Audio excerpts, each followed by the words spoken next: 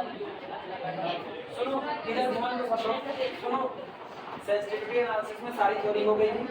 Sensitivity analysis में numerical करवा रहे हैं जब कोफिशिएंट ऑफ ऑब्जेक्टिव फंक्शन में वेरिएशन होगा, एक बेसिस में मौजूद होते हैं उनका, एक बेसिस में नहीं मौजूद होते हैं उनका।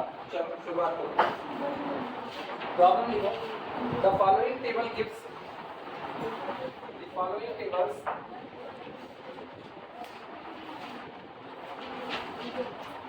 the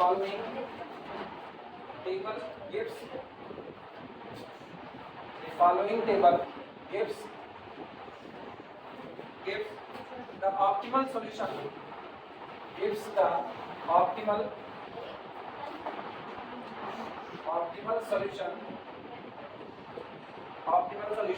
of a linear programming problem of a linear, लिखो फटाफट खत्म करें, linear programming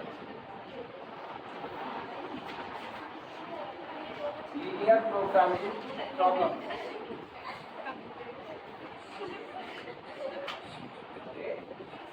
दोस्तों सही बात कुछ करेंगे तो तीनों लोगों के अंदर बेसिक वेरिएबल एक तो तुम ही अकेले हो दूसरे लायक बेसिक वेरिएबल। अब और मुंह नवे खुलवाओ की ना। बेसिक वेरिएबल सीवी का मतलब कोफिशिएंट ऑफ बेसिक वेरिएबल, इसका मतलब यहाँ ये हो गया आपका एक्सपी का मतलब वेरिएबल इन बेसिस। आप सुनो ये ऐसे रेडी इसीलिए ना हम इसकी थ्योरी में चेंज किए, इसीलिए कई बार ऐसा होगा जब ये तुमको रेडी रेफरेंस के तौर पर इनिशियल सॉल्यूशन ऑलरेडी दे के बैठेगा। इनिशियल क्या ऑप्टिमल सॉल्यूशन दे देगा। वो लिख रहे हैं the following table gives the optimal solution of the linear programming problem. अब हम तुमको क्या पढ़ाए, हम तुमको पढ़ाए स्लैक वेरिएबल इस्तेमाल होगा किससे, S1 से, S2 से, सरप्लस होगा S3 S4, मतलब वो S से रिप्रेजेंट होंगे, आर्टिफिशियल A1 A2 A से रिप्रेजेंट होंगे। हम तो ये पढ़ा दिए, उसने टेबल दे दी अपनी मर्जी से, और जब टेबल उसने अपनी मर्जी से दे दी तो उसने सारे वेरिएबल x के टर्म में लिख दिए। अब तुम कंफ्यूज हो कि कौन सा स्लैक है कौन सा सरप्लस है, इसीलिए यहाँ थ्योरी में बदलाव कर दिया कि दिमाग पे ये बोझ ही ना रहे। दूसरा हमने निकला CJ माइनस ZJ, उसने दे दिया ऑप्टिमल सॉल्यूशन, और हम लोगों में था कि अगर प्रॉब्लम मैक्सिमा की है तो आप CJ minus ZJ less than or equal to 0, वो निकाल के आ रहा है ZJ माइनस CJ, तो उसके लिए तो are greater than or equal to 0। तो तुमको ये डिस्टर्बेंस ना हो कि तुम्हारा इनिशियल सॉल्यूशन और इसका इनिशियल सॉल्यूशन मैच नहीं कर रहा है, मतलब इनिशियल सॉल्यूशन नहीं, वो ऑप्टिमलिटी क्राइटेरिया मैच नहीं कर रहा है, तो कंफ्यूज हो ना, ये जैसा दिया है ना वैसे ही चल रहा है। क्लियर हुआ? ऊपर लिख रहे हैं CJ और इसके आगे वेरिएबल दे रहा है, यहाँ पर वेरिएबल है x1, ठीक, अगला वेरिएबल है x2, अगला वेरिएबल है x3, अगला वेरिएबल हो गया x4, अगला वेरिएबल हो गया x5, ठीक, और लास्ट हो गया x6, ये लास्ट। CJ आपको दिया हुआ है 3, 5, इसके बाद 4 और आगे के सारे 0 0 0, ठीक। यहाँ पर बेसिक वेरिएबल जो आपके हैं, बेसिस वेरिएबल वो आपके हैं x2, x3 और x1, ये आपके बेसिक वेरिएबल है। कोफिशिएंट ऑफ बेसिक वेरिएबल दे रहा है 5, 4 और 3 दे रहा है, और जो आपको CJ दे रहा है, CJ दे रहा है 50/41, सही हाँ 50/41, 62/41, इसके बाद अगला दे रहा है 89/41, ठीक। x1 आपको दे रहा है 0 0 1, x2 आपको दे रहा है 1 0 0, x3 आपको दे रहा है 0 1 0, ठीक। x4 आपको दे रहा है 15/41, 15/41, फिर दे रहा है -6/41, -6/41, इसके बाद x4 के ही कॉलम में आपको दे रहा है -2/41, -2/41, फिर x5 आपको दे रहा है 8/41, फिर आपको दे रहा है 5/41, अगला आपको दे रहा है -12/41,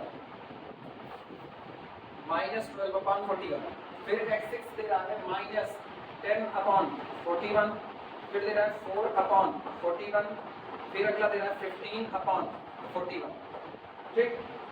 जेड आपको कैलकुलेट करके दे रहा है, जेड आपको देता है सीबी। जेड कौन होता है, तुम अपने दिमाग से सोचो जेड कौन होता है, ऐसे सामने सामने का प्रोडक्ट का जोड़, तो एक्चुअल में जेड होता है सीबी इंटू एक्स। क्लियर हुआ कि नहीं? तो जेड आपको दे रहा है सीबी एक्स बी, और ये आपका निकल कर क्या है, जब आप 5 गुणे 50 बटे 41, 4 गुणे 62 बटे 41, 3 गुणे 89 बटे 41 करोगे, ठीक, और सबको जोड़ोगे तो आएगा 765 बटे 41, ये रहा, ठीक।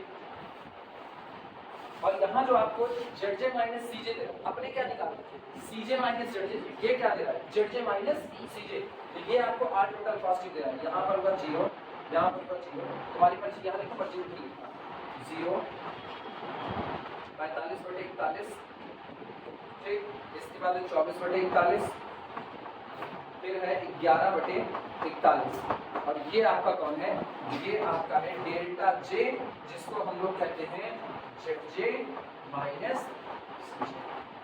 अब तुमको एग्जाम में टेबल ऐसे को दे देगा,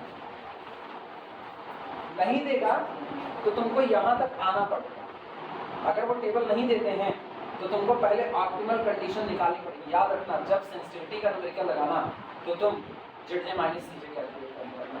क्लियर है? क्योंकि हम तुमको सारी चीजें जेड जे माइनस सीजे पर लिखवा दें, कोई कंफ्यूजन नहीं है।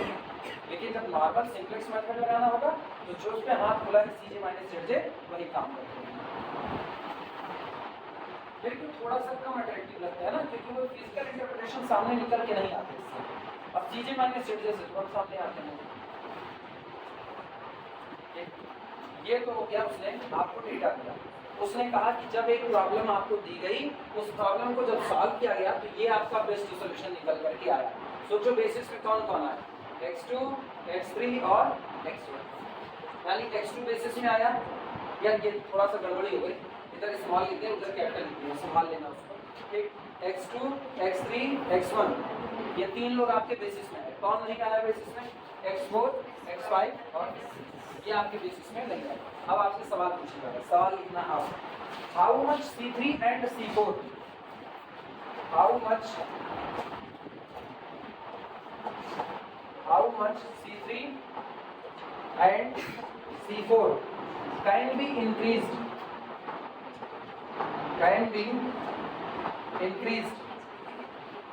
ये बताओ सबसे पहले C3 कौन है? C3 is the coefficient of third basic variable x3, sorry third decision variable x3। आप देखिए फंक्शन क्या लिखते हो, C1x1 plus C2x2 plus C3x3 plus C4x4 plus C5x5 plus C6। तो C3 कौन हुआ, x3 का कोफिशिएंट 4, यानी C3 कौन है, आज की तारीख में 4। ये कह रहे हैं जो आपका थर्ड डिसीजन वेरिएबल है उसके कोफिशिएंट C3 को कितना बदल दिया जाए, और जो आपका चौथा वाला डिसीजन वेरिएबल है x4, उसके कोफिशिएंट C4 को कितना बदल दिया जाए। How much C3 and C4 can be increase, कितना बढ़ा दिया जाए before the present,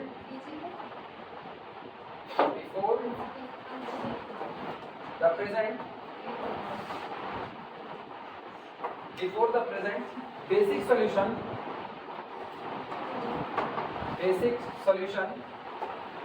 present basic solution no longer be optimal,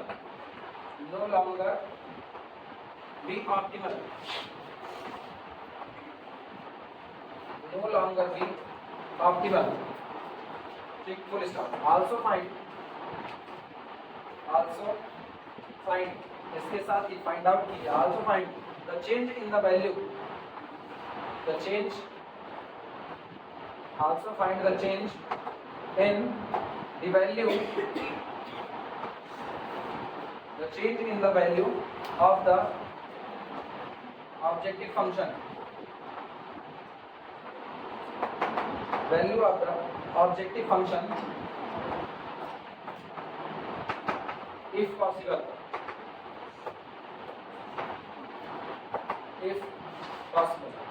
full stop।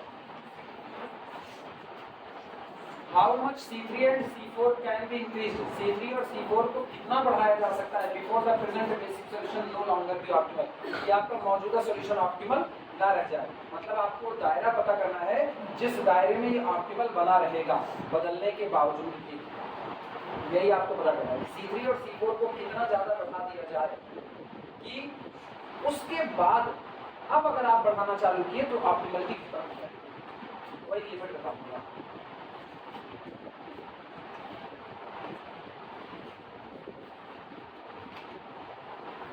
चलो करते हैं फटाफट। सबसे पहले ये डिसाइड होगा ना, जिस वेरिएबल को आप बदल रहे हैं, बहुत ध्यान से समझना, अपने जैसे यूनिक न्यूमेरिकल है और आएंगे तो यही आएगा, ये भी मान लीजिए, मतलब डिजिट बदल जाएगी और कुछ नहीं होगा। ये बताओ, सबसे पहले ये पता करो जिन वेरिएबल को बदला जा रहा है वो वेरिएबल क्या आपके ऑप्टिमम सॉल्यूशन के बेसिस में मौजूद है या नहीं मौजूद है। दो बदले जा रहे हैं, किसको किसको बदल रहे हैं, C3 और C4।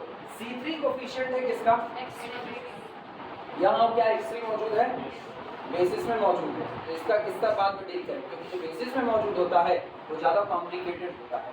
ठीक, दूसरा देखो, दूसरा कौन है, C4। C4 किसका कोफिशिएंट है, एक्सपोज, क्या वो बेसिस में है, नहीं, जो बेसिस में नहीं है वो थोड़ा कम कॉम्प्लिकेटेड है। तो पहले हम इसको निपटाएंगे, चलो दूसरी बात मिटाने सवाल पूरा, इतने पे ही काम करेंगे।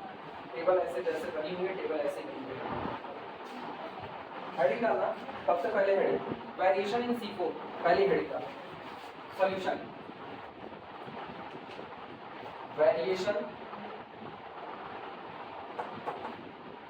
इन C4।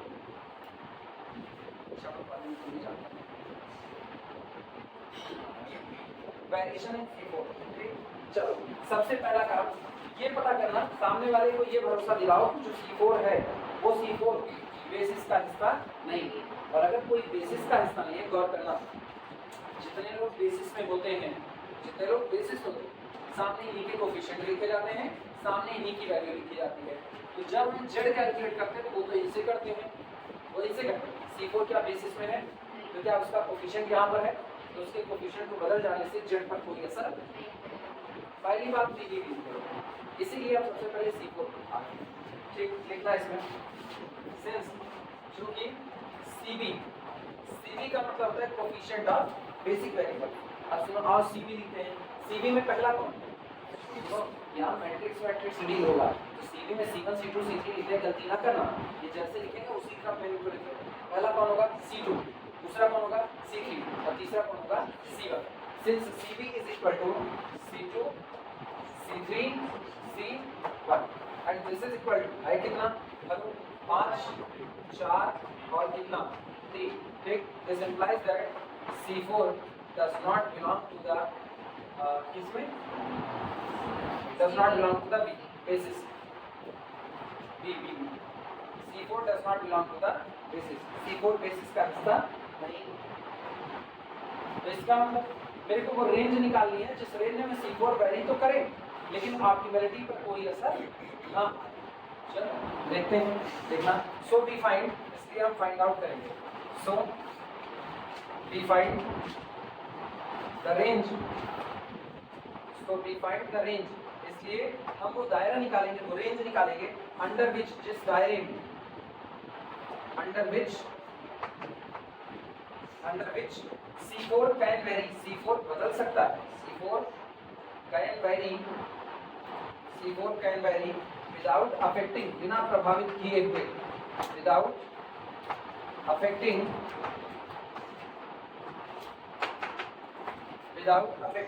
ऑप्टिमलिटी,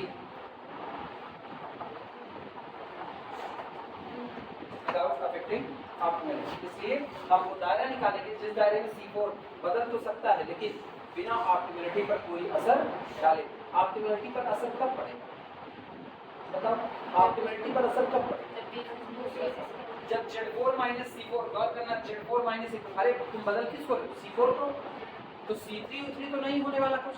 तो आओ ये देखो, ये कौन है, ये Z1 माइनस C1, इतने इसके नीचे Z1 माइनस C1, ये कौन है, ये कौन है, ये कौन है, आज Z4 माइनस C4 कितना है, पॉजिटिव, आज कितना है, पॉजिटिव। अगर ये आपने C4 को बदला और Z4 माइनस C4 नेगेटिव हो गया, क्या ऑप्टिमलिटी का क्राइटेरिया डिस्टर्ब हो जाएगा कि नहीं, तो इसका मतलब आपको C4 को इतना इंक्रीज करना है कि इंक्रीज करने के बावजूद भी वो ये कौन Z4 माइनस C4 कैसा बना रहना चाहिए, पॉजिटिव। क्लियर हुआ कि नहीं, लिखना इसी बात फॉर दिस, इसके लिए फॉर दिस, इसके लिए होगा क्या, तुम अपने दिमाग से बहुत ठंडे दिमाग से, इसका मतलब ये हुआ मेरे लिए आज की तारीख में, बहुत आसान सवाल है बस बोझ ना लो इसका, मेरे लिए ये ऑप्टिमैलिटी तभी नहीं डिस्टर्ब होगी जब C4 में वेरिएशन कर दिया जाए और C4 में वेरिएशन करने के बाद भी C4 माइनस बदला हुआ C4 हमेशा क्या बना रहे, पॉजिटिव। यही तो बात है। तो इसका मतलब फॉर दिस, इसके लिए गौर करना, Z4 माइनस बदला हुआ C4, बदला हुआ C4 कौन, C4 प्लस डेल्टा, ये आपका हमेशा पॉजिटिव बना रहना चाहिए। ठीक, this quantity always greater than और इक्वल टू, इसके लिए ये बात बोलनी है, समझ में आई बातें। यानी दिस इंप्लाइज दैट, इसका मतलब क्या हुआ, इसका मतलब हुआ Z4 minus C4 minus delta C4 greater than और इक्वल टू कितना होना चाहिए। अब तुम डेल्टा C4 को जब देखो, डेल्टा C4 इधर जाएगा, ये वीडियो में आएगा तो मेरे ख्याल से, राइट। इसका मतलब ये हुआ, अच्छा दिमाग दौड़ाओ, जब डेल्टा C4 इधर लाओगे तो इधर वो बंद है, वो बंद है मतलब छोटा रहेगा, तो डेल्टा C4 लेस देन और इक्वल टू Z4 माइनस कितना C4, और ये एक्चुअल में है कितना 45 बटे, डेल्टा C4 के अंदर का वेरिएशन 45 बटे 41 के ऊपर नहीं जाना चाहिए।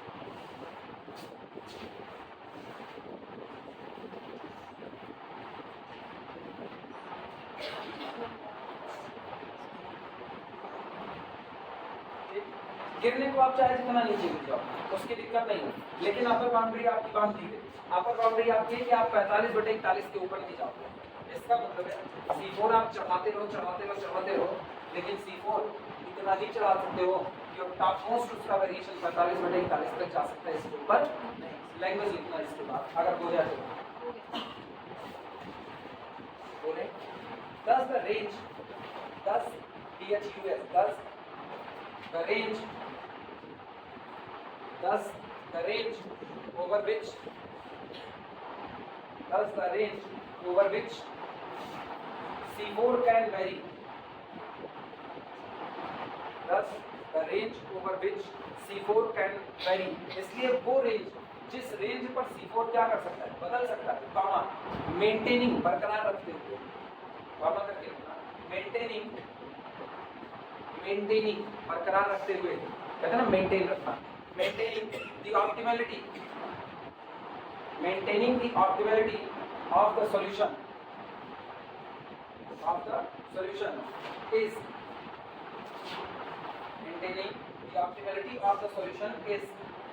C4 को बदलना है ना, तो C4 को बदलना ऐसा है कि वो 45 बटे 41 के ऊपर ना जाता है। तो गिरने के लिए क्या कोई लिमिट है, नहीं, तो इसका मतलब क्या हो गया कि C4 greater than minus infinity but less than और इक्वल टू 45 बटे, इससे ऊपर आपका वेरिएशन नहीं चलना, ये हुआ कि नहीं,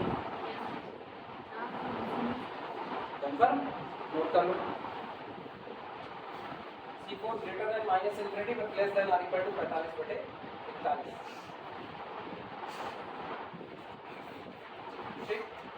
चूंकि ये बेसिस में नहीं है, C4 आपके बेसिस में नहीं है, इसलिए जेड के कैलकुलेशन में C4 का इस्तेमाल नहीं होगा। इसलिए इस दायरे में माइनस इन्फिनिटी से 45 बटे 41 तक के दायरे में आप C4 की वैल्यू जो मर्जी को रख दो, कोई फर्क नहीं पड़ता है, जेड 765 बटे 41 ही आएगा।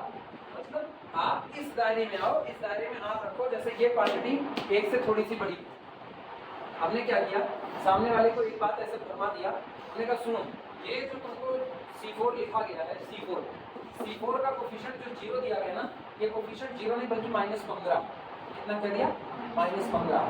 तो बताओ आपका सॉल्यूशन क्या होगा, जवाब कुछ नहीं होगा, -15 में ऑप्टिमैलिटी प्रिजर्व रहेगी, कोई फर्क पड़ने वाला नहीं है। तो जेड की वैल्यू 765 बटे कितनी आएगी, 40। क्लियर हुआ, देखना आल्सो द वैल्यू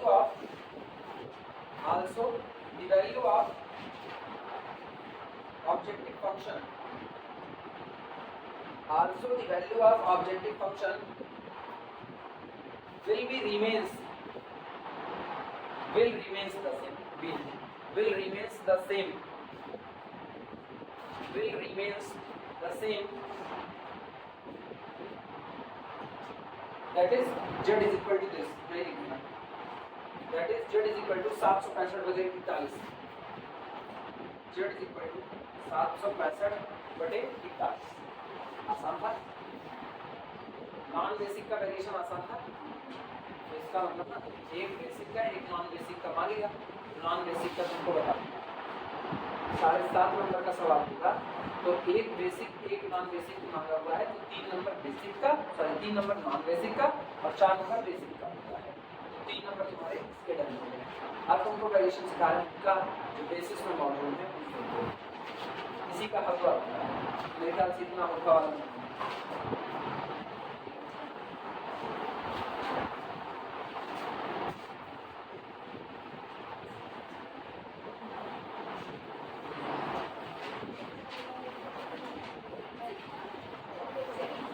बात मौसम आती का लगा था जल्दी जल्दी नहीं छोड़े तुम लोग आलू पानी ले करके आ रहे हो, आए अभी जा वेरिएशन इन C3 हटी डाल दो, वेरिएशन इन C3 क्या कह रहे हैं, सबके कपड़े पहनवाने हैं और घर जाना है, उड़ के पड़ोसी के यहाँ चले जाएंगे, इससे ज्यादा क्या होगा, तो और भी निकल जाएंगे, उसमें कौन सी बड़ी बात है, मिलेगा ही नहीं, हाँ बात देखो बता रहे हैं पोछा लगाने का काम बाहर क्या 800 की तौलिया पोछा बनाया, अंबानी के घर में देखो स्मार्ट 100 की तौलिया का पोछा बनाने के, हम गए तो नहीं है, अंदाजा लगा सकते हैं उनके यहाँ तो 5,000 की तौलिया का पोछा बन सकता होगा, मे भी अंबानी अपने पैसे को आग लगा करके तब ठंडी में हाथ सेकते हो,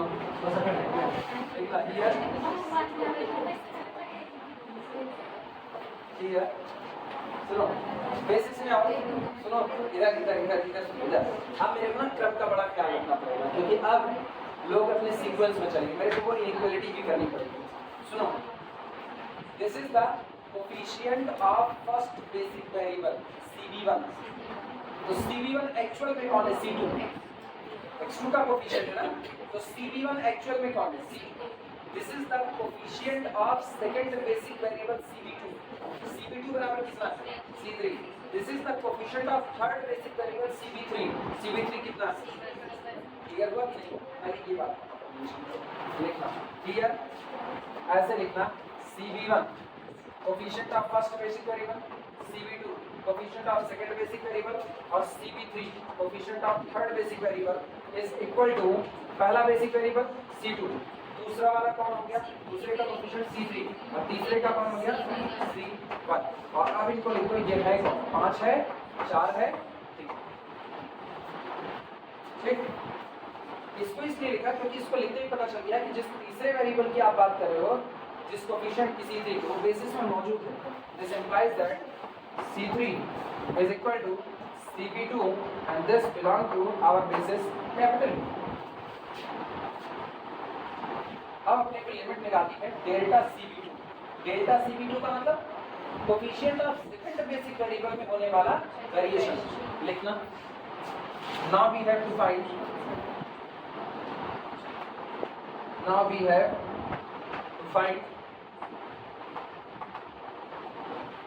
now we have to find limit of delta CP2, okay, when CP2 is changed, जब CP2 को बदला जाता है, CP2 is changed to कहाँ तक बदला जाएगा, CP2 प्लस डेल्टा CB2, ठीक, मेंटेनिंग बरकरार रखते हुए, maintaining the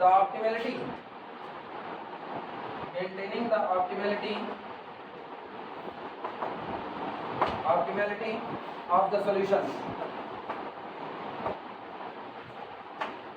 maintaining the optimality of the solution. Now we have to find the limit of delta Cv2. अब हम डेल्टा Cv2 की लिमिट निकालेंगे when Cv2 is changed to Cv2 plus delta Cv2.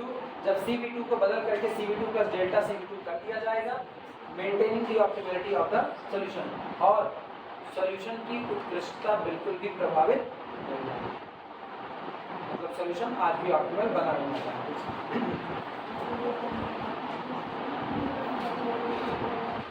अब बारी इनको जो इनइक्वालिटी लिखनी है उसमें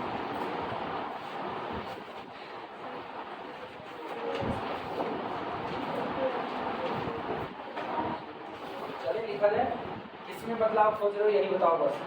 Cv2 तो इक्वलिटी देखना हम Cv2 के लिख रहे हैं। ये सारे लोग अब इधर ध्यान दो, बिल्कुल इधर उधर नहीं, अब इधर कंसंट्रेट करो। हाँ वो करने चल रहे हैं जिसके बाद तुम सीधे मंगल पे नजर आओ। हाँ डेल्टा Cv2, डेल्टा Cv2 नहीं देखोगी ना तो अब की बार जब उनका यान जाने लगेगा, कौन है वो जो गोरे गोरे क्या नाम उनका, एलन मस्क, हाँ N95 मास्क वाले, उनके उस यान में तुमको बैठाया तो जाएगा नहीं क्योंकि टिकट तो लिया नहीं, ऊपर तुमको बांध दिया जाएगा और ये ज्ञान शक्ति से ऊपर जाएगा। अब इसके साथ साथ तुम मंगल में पहुंच जाओगे। कह रही वहाँ जाएंगे, पक्का जाएंगे, घूमनी है एक नंबर। डेल्टा Cv2 लेस देन और equal to delta Cv2 greater than, हाँ जाओ अब इंडियन जाओ जरूर। Delta Cv2 is equal to, sorry less than और इक्वल टू, सुनो लेफ्ट साइड में मैक्सिमा, राइट साइड में मिनिमा, तो इधर हम लिख रहे हैं मिनिमा, और ये ओवर जे, ब्रैकेट के अंदर में क्या होता था, ब्रैकेट के अंदर मतलब माइनस डेल्टा बोलो जे, याद आ रहा है कि नहीं, minus delta J upon, upon कितना, क्या लिखेंगे x to J, R J जो होता था, आर कौन है ये पता चला, इसमें बदलाव हो रहा है Cv2 में, तो वो कौन होगा x2j होगा। अगर ये Cv3 होता तो वो कौन होता x3j होता। आई बात समझ में? तो यहाँ पर लिखो minus delta J upon x2j, ये रहा। अच्छा greater than or equal to maxima. अभी और एक चीज देखना, मिनिमा ऑफ जेड के नीचे तुम कुछ देखो, यहाँ पर क्या लिखा है, यहाँ क्या लिखा है, ये रन करेगा ओवर जे, और जिस x2j को आप कंसीडर करोगे वो केवल नेगेटिव होना चाहिए, हाँ या ना, यही लिख देना x2j, अब की बात लेस देन क्या होना चाहिए, नेगेटिव ही रहना चाहिए, क्लियर हुआ कि नहीं। अब की बात सुनना, डेल्टा Cv2 ग्रेटर देन, इधर कौन होगा मैक्सिमा, तो इसका मतलब होगा मैक्सिमा, और रन ओवर जे, यहाँ पर कौन होगा x2j, लेकिन जिस x2j को कंसीडर करोगे वो पक्का ग्रेटर देन कितना होना चाहिए 0, और ब्रैकेट के अंदर में कितना माइनस डेल्टा जे और अपॉन x2j। इनइक्वालिटी बनी कि नहीं, यही इनइक्वालिटी बताएगी डेल्टा Cv2 किसके किसके बीच रखना चाहिए। नोट करो, आंसर आ चुका है, बस टेंशन नहीं।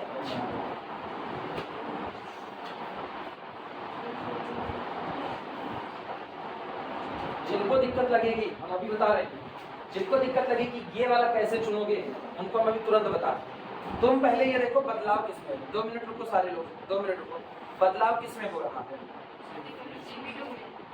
Cv2 में, ठीक, बदलाव हो रहा है Cv2 में, या आप ऐसा भी कहो बदलाव किस में हो रहा है C3 में, बदलाव हो रहा है C3 में, और C3 किस रो में मौजूद है, सेकेंड रो, इसीलिए यहाँ पर कितना आ रहा है।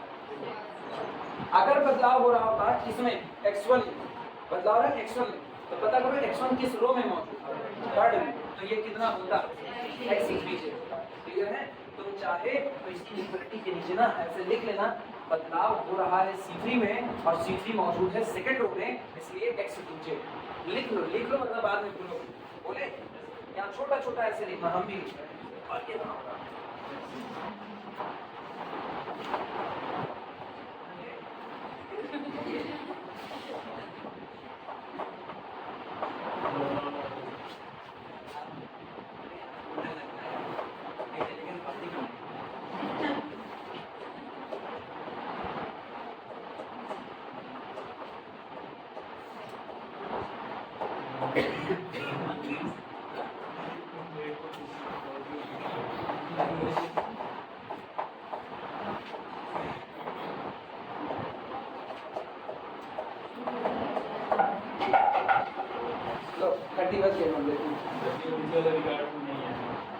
पक्का नहीं है? ऐसे कैसे नहीं आया? ये आया, ये देख लें, जो लोग घर पे हैं देख लें इसको ऐसे। नहीं, वो क्या सोचेंगे सर जी, मनई ही तो है, हम मनई में भी स्टूडेंट हैं। अब तो सोचे, हाँ क्या गुरु नहीं है, वो तो ये है ना, मनई गुरु बांटते हैं, हम आ गए हैं तुम लोगों को, समझ लो। ऐसे चीज जाओगे तुम लोग एक्सपीरियंस से। ये तो देखो 10 जवाब लिखे। अब बोलिए अन्नू भैया अच्छे हैं। कौन सा? क्या? अन्नू भैया अच्छे हैं। हाँ, खराब कीजिए। इतने अच्छे कि दुनिया उनके बारे में सोच नहीं सकती। खराबी तो करनी है, अच्छा कहा किए। तो जब कोई बहुत अच्छा होगा ना तो उसको फिर आकर कभी कभी लगता है सर आपको रिच क्यों हुआ है, ये बात आपकी है। हाँ, कभी तो देखते हो, कौन अपना सिर लगा रहा है, सिर मत लगाओ, दर्द लगता है हथौड़ी दे। चल शुरुआत करें। नहीं मतलब ऐसे दर्द हो ना, सुनो, सिर ना लगाओ, अगर बहुत ज्यादा दर्द हो तो बताओ हथौड़ी दे।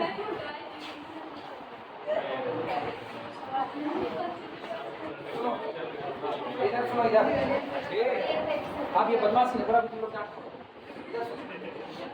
वापस चल रहे हैं, नीचे वाला ये बचा रहेगा, बाकी पूरा मिटा रहे हैं। ठीक, आप ख्याल रखना कौन सी चीज कैसे रहेगी, ये याद रखना। इसको लिखते वक्त इधर सारे लोग, इसको लिखते वक्त एक्स टू जे कंसीडर करेंगे, लेकिन वही कंसीडर करेंगे जो कैसे नेगेटिव, तो इधर गौर करना। बस इसको लिखते वक्त वही एक्स टू जे होंगे जो पॉजिटिव होंगे और होने वाले नहीं।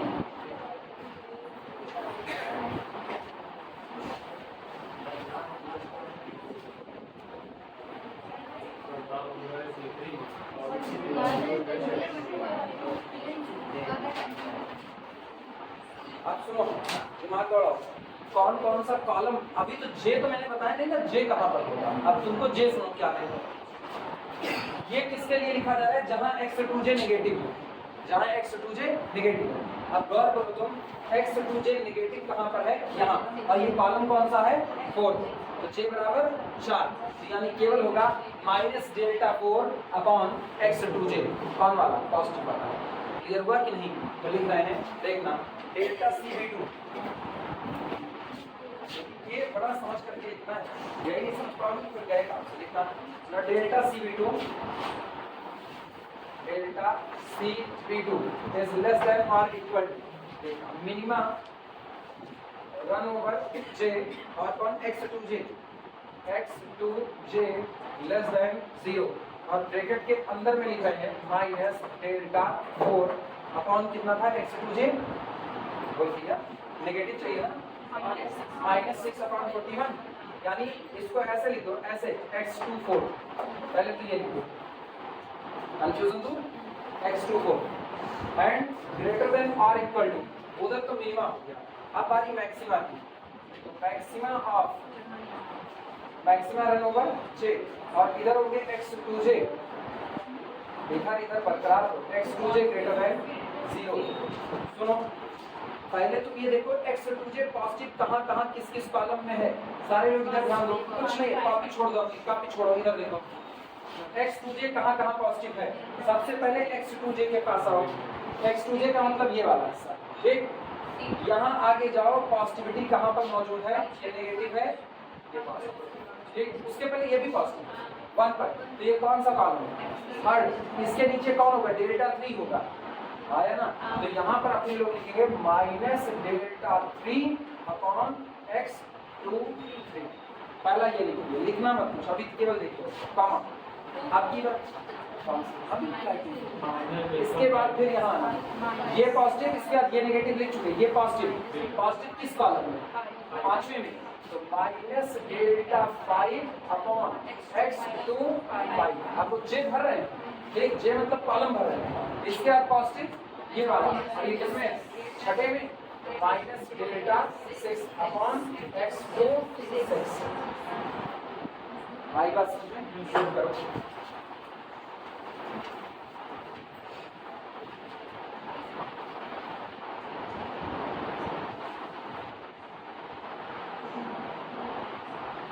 जरा सी भी कंफ्यूजन होगी, वीडियो लेक्चर सबसे लास्ट वाला होगा, ओपन करके देख लेना वापस।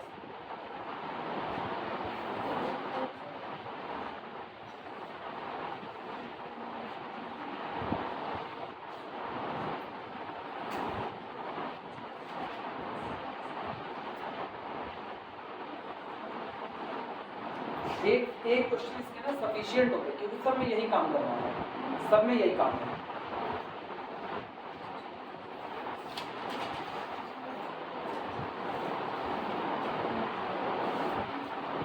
बहुत सही टाइम पे लिख रहे हैं, 3 बजे एग्जैक्ट हो गया,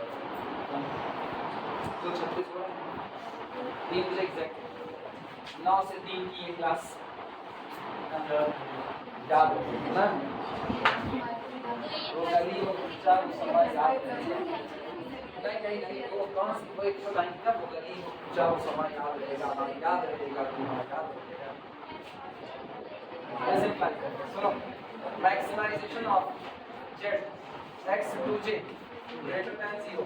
सुनो, चलो चलो चलो करते इसको, इधर देख करते ही काम है, माइनस डेल्टा 3, दिमाग लगाओ, ये कितना 0, तो ऑलरेडी पुट करते 0, चलेगा, तुम्हारी मर्जी का, वैसे पूरा लिख दे रहे हैं, अपॉन डेल्टा x to 3 1 लिख देना, रोने लगोगे फिर जा करके।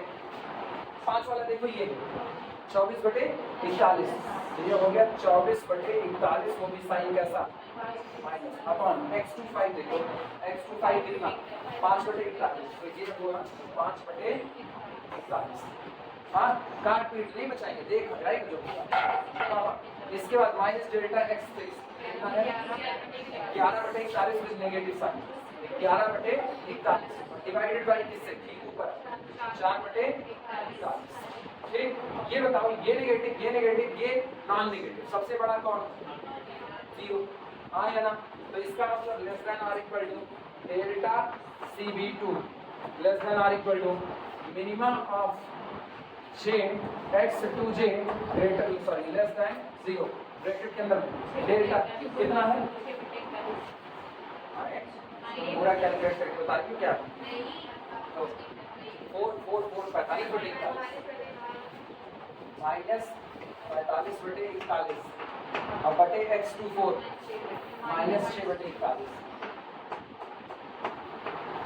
आप देखो कितना आया, delta CB2 is less than और इक्वल टू, सुनो ये तो अकेला है ना, तो ये कटा 41 से 41 कटा 45/6, 45/6, और दिस इज ग्रेटर देन और इक्वल टू कितना 0, क्योंकि इन सब में मैक्सिमम 0 है, तो आपका CB2 किसके बीच में रहा, 0 से लेकर के 45/6, ये CB2 में होने वाला वेरिएशन रहा।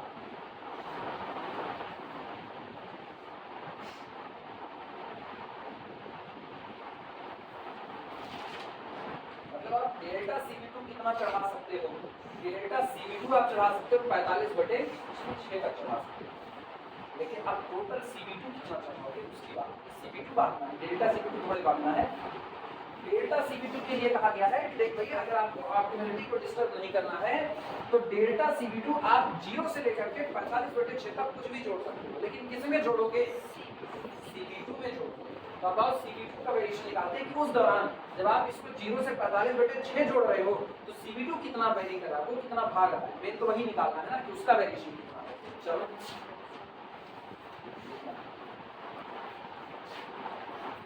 ये तो मिटाई दे,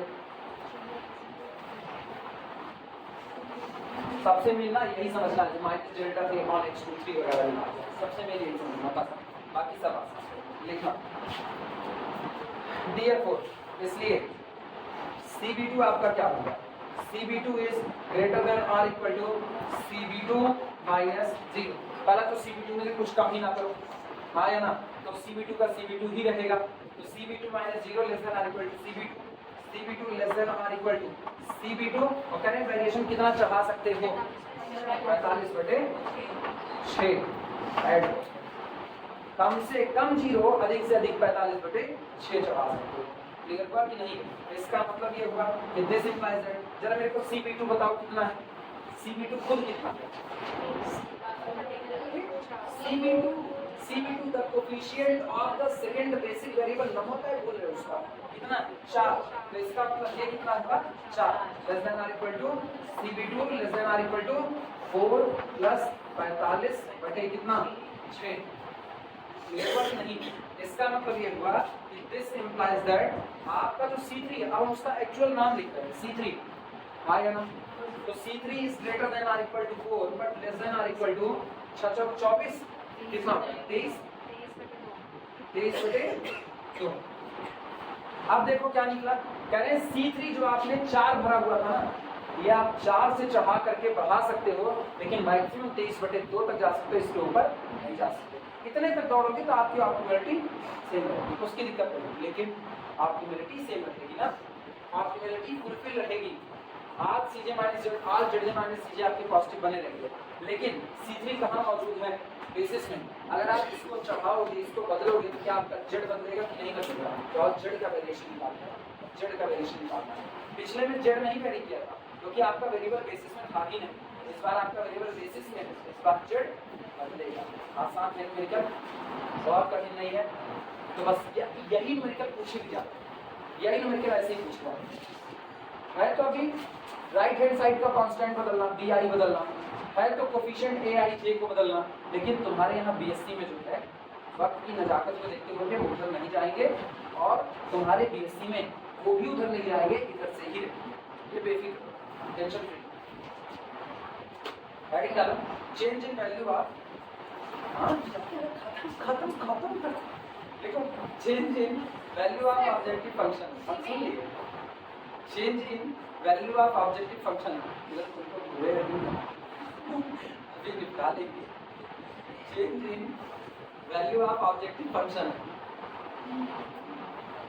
change in value of objective function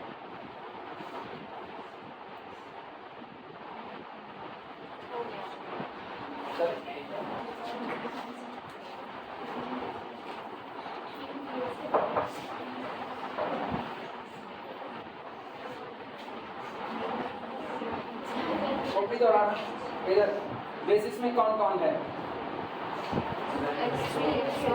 यहाँ कौन था CB1 था कि नहीं था यहाँ कौन था X1 मान लो कौन था वैसे बताओ कौन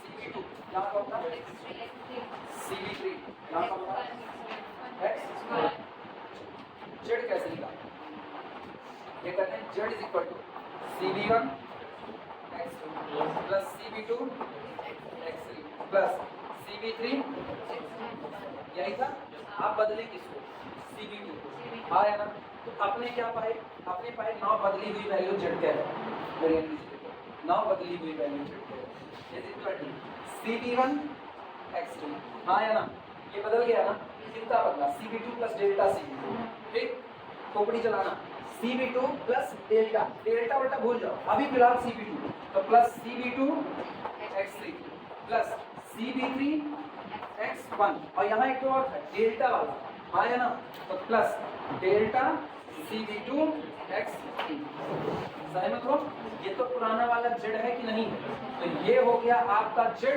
प्लस डेल्टा CB2 इंटू कितना X सहमत हो और ये आपका Z कितना था ये Z 765 बटे कितना 41 और इसका बेचारे का वेरिएशन कितना चढ़ रहा है 45 बटे नहीं डेल्टा डेल्टा वेरिएशन कितना चढ़ रहा है 45/6 और मल्टीप्लाइड बाई x इससे ऊपर तो नहीं जा सकता समझ में आई बातें तो हम लिखने जा रहे हैं नॉट Z का इक्वल टू लिखो ऐसे लिखना सिंस डेल्टा CB2 जिनको बड़ी कंफ्यूजन होगी वो इसको कहीं पर कॉर्नर पे लिख सकते हैं हम नहीं रोकते since delta CB2 less than or equal to 45/6 greater than or equal to 0 और XB2 लिखो XB2 is equal to xv2 का मतलब सेकंड बेसिक वेरिएबल xv2 मेरा कितना है xv2 चेक करो right xv2 second basic variable की वैल्यू xv2 62/41 हो 65/41 पूरा टेबल। हाँ cv2 के ठीक सामने जो लिखा है वो आपका xv2 और उसकी वैल्यू आपको दी गई है कितनी 65/41। cv2 is equal to 62/41 multiply तो उसी से होगा ना, ये ख्याल रखना।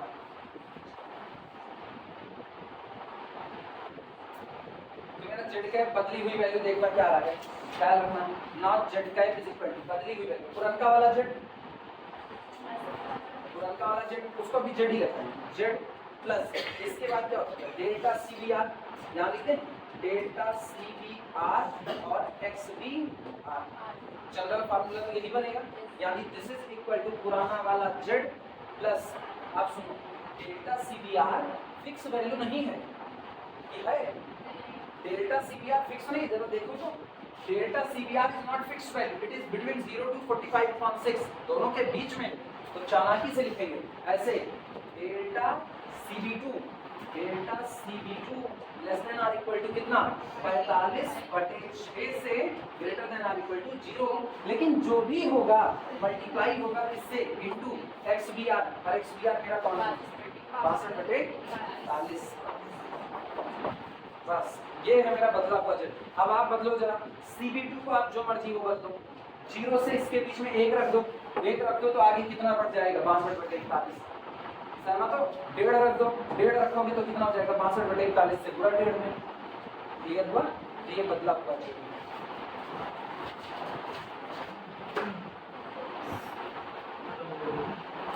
हाँ अब मेरे को बताओ क्या आप सेंसिटिविटी एनालिसिस में ऐसे सवाल लगा सकते हो, एक हम तुमको सॉल्व करके और भेज देंगे ना।